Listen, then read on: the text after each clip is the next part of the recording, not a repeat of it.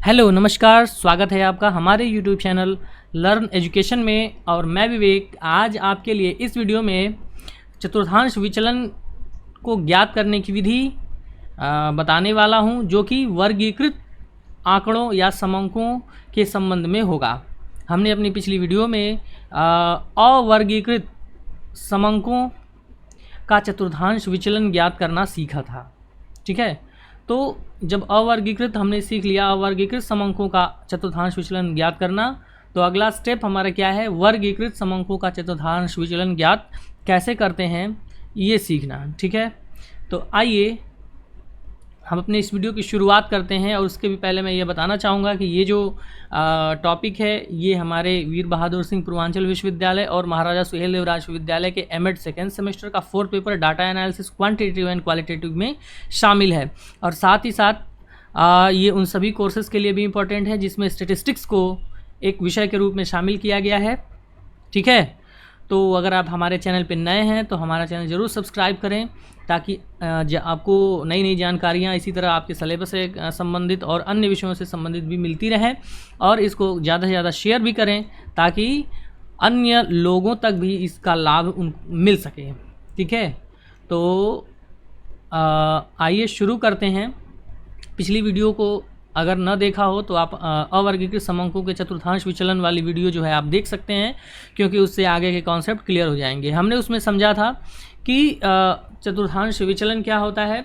चतुर्थांश विचलन हमारा होता है Q3 - Q1, यानी Q3 और Q1 के बीच के अंतर का आधा जो होता है वही हमारा चतुर्थांश विचलन होता है। अर्थात हमें Q3 और Q1 का मान यहाँ पर ज्ञात करना होता है, चाहे वो वर्गीकृत हो चाहे वो अवर्गीकृत हो। तो वर्गीकृत समंकों के लिए जो Q1 और Q3 का मान है वह कुछ अलग सूत्रों द्वारा ज्ञात करते हैं, क्योंकि डाटा इसमें जो है हमारा सारणीबद्ध होता है। तो आइए शुरू करते हैं और जानते हैं कि कौन से वे सूत्र हैं जिनके द्वारा हम चतुर्थांश विचलन को है ज्ञात करेंगे। तो हमारा सूत्र तो वही रहेगा जो कि पिछले अवर्गीकृत समूह के लिए था, बस Q1 और Q3 का मान जो हम ज्ञात करते हैं उसके लिए सूत्र बदल जाएगा। ठीक है, तो सबसे पहला काम होता है हमें Q1 और Q3 का मान ज्ञात करना। अब Q1 क्या है? Q1 हम इसको प्रथम चतुर्थांश वर्ग भी कहते हैं। ठीक है ना, प्रथम चतुर्थांश वर्ग या Q1। और इसको ज्ञात करने के लिए देखिए, जिस वर्ग में n/4वीं संचयी आवृत्ति शामिल होती है वही हमारा प्रथम चतुर्थांश वर्ग कहलाएगा। ध्यान दीजिएगा, आपको अगर प्रथम चतुर्थांश वर्ग ज्ञात करना है तो क्या होना चाहिए, n/4वीं संचयी आवृत्ति जिस वर्ग में आएगी वही वर्ग हमारा क्या हो जाएगा, प्रथम चतुर्थांश वर्ग कहलाएगा। ठीक है, इसका उपयोग हम वहाँ सीखेंगे। सबसे पहला काम हमारा यही होता है सारणीबद्ध आंकड़ों में कि प्रथम चतुर्थांश वर्ग और तृतीय चतुर्थांश वर्ग को पहचानना। ठीक है, उदाहरण द्वारा हम जब समझेंगे तो आपको समझ में आएगा। और जब हम ये चीज़ पहचान लेते हैं तो हम Q1 को ज्ञात करने के लिए जो सूत्र का उपयोग करते हैं वो कुछ इस प्रकार है। Q1 = L + n/4 - CFB / F × I। अभी समझिए क्या क्या है। तो CFB जो है, CFB क्या है, n/4वीं संचयी आवृत्ति के नीचे की संचयी आवृत्ति है CFB। ठीक है, उसके बाद यहाँ पर F क्या है, तो n/4वीं संचयी आवृत्ति का जो वर्ग की आवृत्ति है वही हमारा F है। L क्या है, तो n/4वीं संचयी आवृत्ति के वर्ग की वास्तविक निम्न सीमा है। ठीक है ना, तो इसमें जो सूत्र में जो टर्म्स आई हुई हैं उसको मैंने बता दिया। और I क्या है, तो I आप जैसा कि जानते हैं कि ये वर्ग अंतराल है। ठीक है, साइज ऑफ क्लास। ठीक, अब आते हैं Q3 को कैसे हम ज्ञात करेंगे। तो Q3 को ज्ञात करने के लिए हमें पहले तृतीय चतुर्थांश वर्ग ज्ञात करना होगा। तो जैसा कि मैंने आपको बताया, जैसे कि हमने प्रथम चतुर्थांश वर्ग ज्ञात किया है उसी तरह हम तृतीय चतुर्थांश वर्ग भी ज्ञात करेंगे। लेकिन उसके लिए तृतीय चतुर्थांश वर्ग की पहचान के लिए हमें क्या करना है कि हमारा तृतीय चतुर्थांश वर्ग कौन सा होगा? जिस वर्ग में 3n/4v संचयी आवृत्ति शामिल होती है वही हमारा तृतीय चतुर्थांश वर्ग कहलाएगा।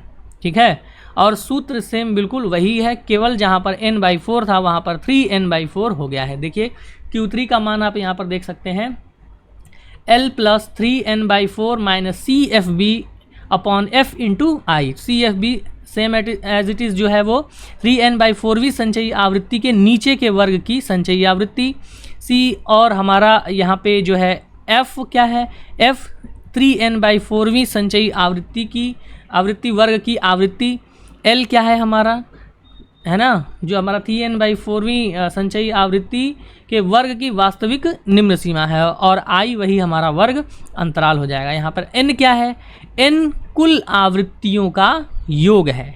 ठीक है, तो यहाँ पर डिस्क्रिप्शन लिखा हुआ है, आप स्क्रीनशॉट ले लीजिए। देखिए स्क्रीनशॉट आप लेते रहिए, है ना, जो मैंने यहाँ पर आपकी स्क्रीन पे जो स्लाइड दिख रही है उसका स्क्रीनशॉट लेते रहिए, आपके लिए नोट्स का काम यही कर देगा। ठीक है, चलिए तो आगे बढ़ते हैं। और अब फार्मूले को हमने समझ लिया है कि किस तरह से ये फार्मूला है।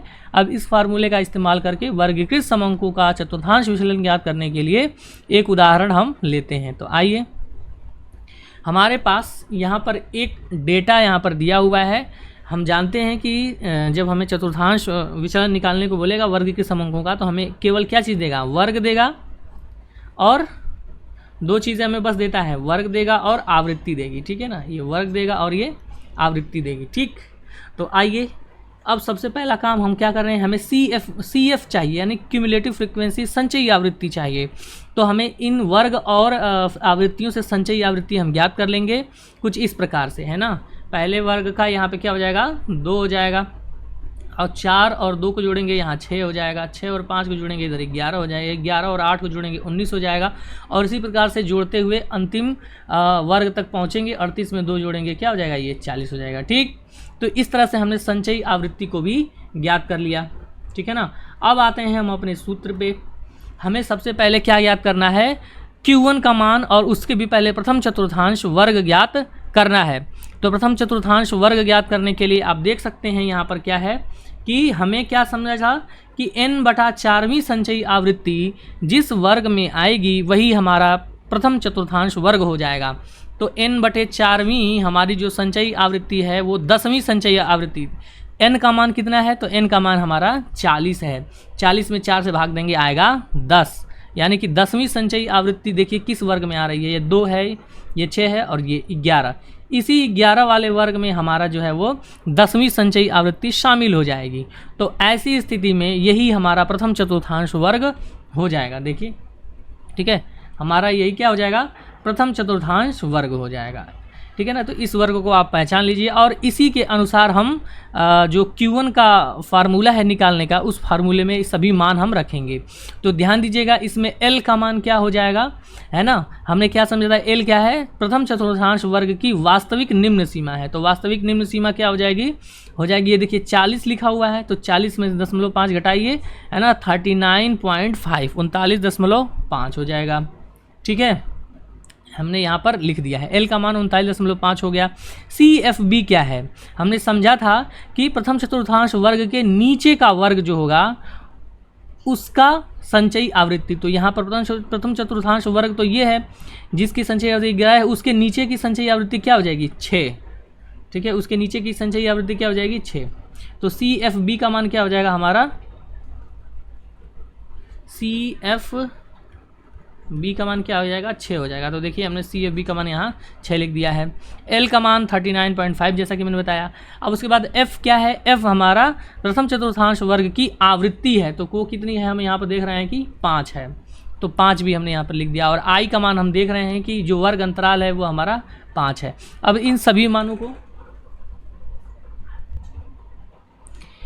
ठीक है, तो इस तरीके से हमने मानों को जो हमने निकाला है इस प्रथम चतुर्थांश वर्ग के अनुसार, तो उसको हम इस Q1 के फार्मूले में रखेंगे।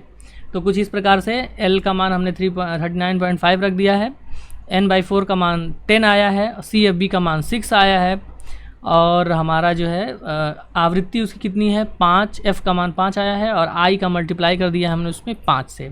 ठीक है, तो Q1 को अब इस जो है इक्वेशन जो हमारी आई है उसको सॉल्व अगर करते हैं तो हमारे पास आता है यहाँ पर 43.5। ठीक है, तो Q1 का मान, Q1 की जो वैल्यू आ गई वो क्या आई है, वैल्यू हमारी 43.5 आ गई है। ठीक है ना, 43.5। अब हमारा दूसरा काम क्या है, Q3 का मान ज्ञात करना है। Q3 की वैल्यू निकालने के लिए सेम वही फार्मूला जो हमने अभी पीछे पढ़ा उसी फार्मूले को हम देखेंगे। तो वो फार्मूला कुछ इस तरह से है, तृतीय चतुर्थांश वर्ग अब हमें पहचाना है। तृतीय चतुर्थांश वर्ग पहचानने के लिए हमने क्या बताया कि 3n/4वीं संचयी आवृत्ति जिस वर्ग में आएगी वही हमारा तृतीय चतुर्थांश वर्ग हो जाएगा। तो चलिए 3n/4वीं संचयी आवृत्ति को यहाँ पर हम निकालते हैं। ठीक है, तो 3n/4वीं संचयी आवृत्ति 3n का मान हमारा कितना है 40/4। अब इसमें डिवाइड करेंगे तो ये आ जाएगा 3 × 10 यानी आ जाएगा 30।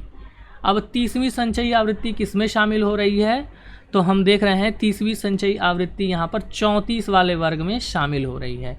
तो इसलिए यही हमारा जो है 30वीं संचयी आवृत्ति जिसमें शामिल होगी वही हमारा तृतीय चतुर्थांश वर्ग हो जाएगा, जैसा कि आपको स्क्रीन पे दिख रहा होगा। ठीक है, तो तृतीय चतुर्थांश वर्ग हमने ये भी ज्ञात कर लिया। अब इसके अनुसार फार्मूले में आने वाले सभी जो हमारे मान हैं उसको निकालेंगे तृतीय चतुर्थांश वर्ग के अनुसार। तो आप देखिए L का मान क्या हो जाएगा, L का मान यहाँ पर 55 है, लोअर लिमिट 55 है, इसका मतलब कि 54.5 हमारा हो जाएगा। तो L का मान 54.5 हो जाएगा। उसके बाद से हमें 3n/4 का मान निकालना है। 3n/4 का मान हमने अभी निकाल रखा है, वो 30 आ रहा है। तो 30 हमने 30 यहाँ पर जहाँ 3n/4 लिखा है वहाँ 30 लिखेंगे, माइनस CFB। तो CFB का मान क्या है, तृतीय चतुर्थांश वर्ग के नीचे की संचयी आवृत्ति। तो 34 वो हमारा तृतीय चतुर्थांश वर्ग है, तो उसके नीचे की संचयी आवृत्ति क्या हो जाएगी 28। ठीक है ना, तो यहाँ पर CFB क्या हुआ, CFB हो गया ये हमारा, ये CFB हो जाएगा किसके लिए, Q3 के लिए। ठीक है ना, अब उसके बाद से हमें क्या ज्ञात करना है, अगली चीज़ फ्रीक्वेंसी। तो तृतीय चतुर्थांश वर्ग की फ्रीक्वेंसी यानी आवृत्ति कितनी है 6 है, 6 हमने यहाँ पर लिख दिया, ये हमारा फ्रीक्वेंसी हो गई। उसके बाद से आई का मान जैसा कि हम देख रहे हैं वो 5 ही है। ठीक है, तो आइए अब इन सभी वैल्यू को पुट करते हैं किसमें, फार्मूले के अंदर। तो फार्मूले के अंदर जब पुट करेंगे तो कुछ इस तरीके से आपको दिखेगा 54.5 + 30 - 28/6 × 5। अब इसको जब सॉल्व आप करेंगे तो सॉल्व करने पे आपको यहाँ पर 56.17 आपको देखने को मिलेगा, 56.17। ठीक है, 56.17 यहाँ पर मिलेगा। तो हमने देखा कि Q3 का मान आ गया 56.17 और यहाँ पर ऊपर जो है वो Q1 का मान आया था 43.5। ठीक है, तो ये दोनों ही वैल्यू हमने निकाल ली है और हम जानते हैं कि हमारा जो चतुर्थांश विचलन है वो Q = Q3 - Q1/2 होता है। अब इसी फार्मूले में हम रख देंगे और हमारा जो चतुर्थांश विचलन है वो आ जाएगा। तो सूत्र हमने Q3 - Q1/2 लिख दिया है। अब उसमें हम वैल्यू रखेंगे, जब वैल्यू रखेंगे तो कुछ इस तरह से 56.17 - 43.5/2 आ जाएगा। अब इसको सॉल्व करने पे हमारे सामने जो आंसर आएगा Q = 6.335 है ना, 6.335 ये हमारा अभिष्ट चतुर्थांश विचलन हो जाएगा। ठीक है, बात समझ में आ गया। तो इस तरीके से हम वर्गीकृत आंकड़ों का चतुर्थांश विचलन ज्ञात करते हैं। कोई भी वर्गीकृत आंकड़ा होगा आप इस तरह से उसका चतुर्थांश विचलन ज्ञात कर सकते हैं। ठीक है, आशा है आपको वर्गीकृत आंकड़ों का चतुर्थांश विचलन ज्ञात करना समझ में आया होगा। इसको आप वीडियो को बार बार देखें और अधिक समझ में आएगा, और इससे कोई संबंधित कोई अन्य जो है न्यूमेरिकल भी सॉल्व करेंगे तो इससे और भी आपको कॉन्सेप्ट क्लियर होगा। सारे फार्मूले मैंने आपको यहाँ बता दिए हैं, इसका अभ्यास आपको करना है। ठीक है, ठीक है ना, आशा है आपको बातें समझ में आई होंगी। आइए अब हम एक चतुर्थांश विचलन के उपयोगों को पढ़ लेते हैं, क्योंकि कभी कभी इसकी भी आवश्यकता हमें पड़ती है। एग्जाम्स में पूछ देता है कि चतुर्थांश विचलन का उपयोग क्या है, हम कहाँ इसका उपयोग करते हैं, ठीक है ना। तो चतुर्थांश विचलन का जो अनुप्रयोग है वह हम समझते हैं। तो देखिए, चतुर्थांश विचलन के बारे में हमने समझा था अपनी पहली वीडियो में इसके, कि चतुर्थांश विचलन क्रमबद्ध प्राप्तांकों के बीच के 50% व्यक्तियों पर निर्भर करता है, ठीक है ना। किनारे के व्यक्तियों पर ये निर्भर नहीं करता, बल्कि बीच के जो हमारे 50% लोग हैं हमारे समूह के, उनके प्राप्तांकों पर निर्भर करता है। तो इसी के आधार पर इसके अनुप्रयोग हमें यहाँ पर 3 अनुप्रयोग यहाँ पर हमने लिखे हैं कि जब केंद्रीय मान के लिए मध्यांक का प्रयोग किया गया हो। देखिए, आप कभी कभी डेटा में जब हम केंद्रीय प्रवृत्ति के मानों के लिए मध्यांक का उपयोग करते हैं, मीडियन का उपयोग करते हैं, तो ऐसी स्थिति में हमें चतुर्थांश विचलन जब हमें विचलनशीलता की माप ज्ञात करनी होगी, तो उस समय हम चतुर्थांश विचलन का उपयोग करेंगे, ठीक है। दूसरा उपयोग, जब केंद्रीय मान के दोनों तरफ की सूचना अधिक महत्वपूर्ण हो, अर्थात जब किसी समूह में केंद्रीय प्रवृत्ति का मान है उसके आसपास, ठीक है, जैसे केंद्रीय प्रवृत्ति के मानों को हमने समझा कि ये अगर आंकड़े क्रम में लिखे हुए हैं तो केंद्रीय प्रवृत्ति का मान ठीक बीच में आता है, और इस केंद्रीय प्रवृत्ति के आसपास के जो अंक हैं अगर ये बहुत अधिक महत्वपूर्ण हो हमारे विश्लेषण के लिए, तो ऐसी स्थिति में हम चतुर्थांश विचलन का उपयोग करते हैं। तीसरी चीज़ कि जब दोनों किनारों के कुछ प्राप्तांक मानक विचलन को बुरी तरह से प्रभावित कर रहे हों, तो ऐसी स्थिति में चतुर्थांश विचलन का उपयोग किया जाता है। यानी कि यहाँ पर जो सिरे पर स्थित जो हमारे प्राप्तांक हैं, अगर मानक विचलन को प्रभावित कर रहे हैं नकारात्मक रूप से, है ना, बहुत ज़्यादा प्रभावित कर रहे हैं, तो ऐसी स्थिति में हम किनारों के प्राप्तांकों पर ध्यान न देते हुए चतुर्थांश विचलन का उपयोग करके केवल बीच के 50% प्राप्तांकों के द्वारा ही हम विचलनशीलता की माप ज्ञात कर लेते हैं, ठीक। तो ये हमारे कुछ उपयोग हो गए चतुर्थांश विचलन के। आशा है इसके उपयोगों को आपने समझा होगा, एग्जाम्स में आएगा तो आप उसको अच्छे से लिख पाएंगे, ठीक है ना। तो यहाँ पर हमने आज चतुर्थांश विचलन को कंप्लीट कर लिया है। अगली वीडियो में हम मानक विचलन को ज्ञात करना सीखेंगे, मानक विचलन के अनुप्रयोग और उसकी जो है वर्गीकृत आंकड़ों का मानक विचलन और अवर्गीकृत आंकड़ों का मानक विचलन कैसे हम ज्ञात करेंगे, ये चीज़ें हम सीखेंगे, ठीक है ना। तो वीडियो में अंत तक बने रहने के लिए आपका बहुत बहुत धन्यवाद। नमस्कार, शुभ दिन।